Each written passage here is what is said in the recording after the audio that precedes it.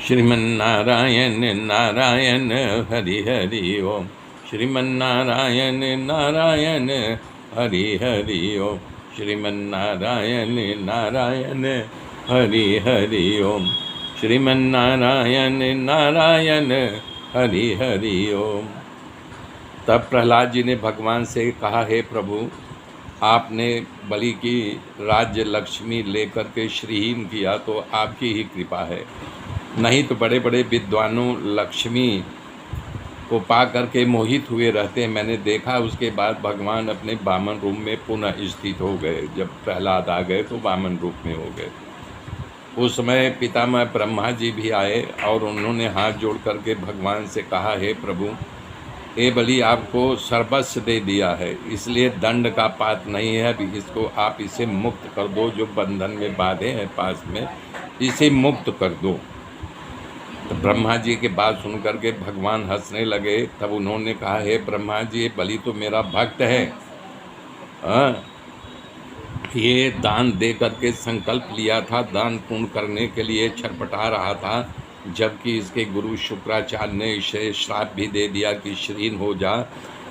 उन्होंने धर्म की खोटी बात इसको बताना शुरू किया, लेकिन ये धन्य है कि ये जो है अपने मार्ग पर अटल रहा और मुझे यानी कि तीसरा डक रखने के लिए अपने मस्तक पर रख दिया और इसका दान मैं स्वीकार कर लिया। इसको कीर्ति का भय है, इसकी कीर्ति सदा अमर रहेगी। जानते मैंने इसको कौन सी गति दिया है जो बड़े बड़े देवताओं को, बड़े बड़े तपियों को भी दुर्लभ गति है मैंने दिया। सावर्णी मनमंत्र में ये इंद्र के पद पर सुशोभित होगा, यही इंद्र बनेगा। विश्वकर्मा के बनाया गया भी सूतल लोक में मैं इसे भेज रहा हूँ। ये सूतल लोक में तब तक राज्य करेगा।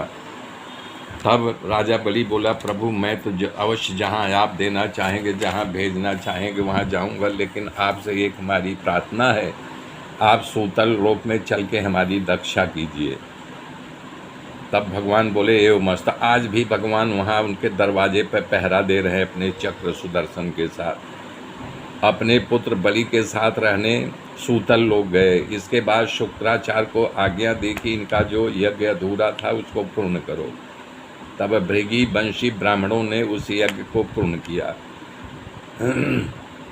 सुखदेव जी कह रहे हैं, हे राजा, परीक्षित से कह रहे हैं, मैंने ये सब भगवान की लीलाओं के सुनाया, इसने सुनने वालों को सारा पाप अपने आप जल जाता है, और ये जो बलि और भगवान की कथा सुनेगा वो पाप से मुक्त हो जाएगा। इसकी महिमा अपार है। उसके बाद राजा परीक्षित के पूछने पर भगवान सुखदेव ने मत्स्यावतार की कथा कही। तो बता रहे हैं सुखदेव जी, पूर्व सत्यव्रत नामक मनु हुआ जो अति बलवान और शीलवान था। एक दिन सरोवर में स्नान करने गया, वहाँ पर एक छोटी मछली प्रकट हो गई। राजा के अंजलि में आ गई तो उन्होंने पुनः उसको उसी तालाब में डाल दिया। तो उसने कहा कि नहीं राजन, मुझे बड़ी मछलियाँ आकर के मेरा शिकार कर जाएंगी, इसलिए यहाँ से मुझे सुरक्षित ले चलो। तब राजा अपने करमंडलू में डाल करके लाया। जब घर पहुँचे तो उससे बड़ी मछली हो गई। तब उन्होंने एक सरोवर में डाल दिया तो सरोवर से भी बड़ी मछली हो गई। तब वो बोले, अब क्या करूं, इसे बड़े अब सागर में डालूं? बोले नहीं, सागर में ज़रूर डालो, लेकिन मैं इसलिए आपसे कहने आई हूं कि आने समय में जो है प्रलय आने वाला है।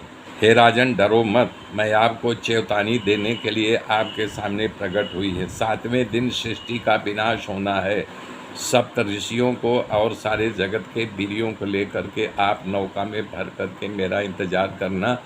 जब समंदर पानी पृथ्वी को डुबोने लगेगा, उसी समय मत्स्य रूप लेकर के सप्त ऋषियों को, आपको और सारे वीरों को खींच करके मैं रक्षा करती रहूँगी। सत्यव्रत मनु ये सुन करके बहुत खुश हुए। सचमुच में 7 दिन बाद प्रलय आए। सारे वीरों और सप्तर्षियों को लेकर के तुरंत वहाँ मछली प्रकट हो गई और पानी पर तैरती रही। उन्हीं का नाम श्राद्धदेव, जो अभी तक मनवंतर चल रहा है, मनु के नाम से जाना जाता है। वैवस्त्र मनु उनको कहा जाता है। मेरे मित्रों, आगे की कथा कल जोड़ूंगा, तब तक के लिए जय।